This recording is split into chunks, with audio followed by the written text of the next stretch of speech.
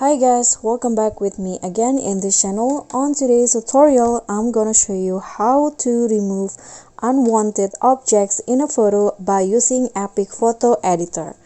So in here, what you need to do is just import or open your photo in Epic and then click on Tools at the bottom and then choose Remove.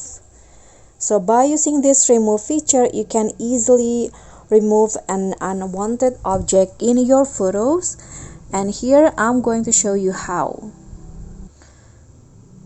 So here you can just adjust the size based on the object that you want to delete or remove. So for example, I want to remove this rocks right here.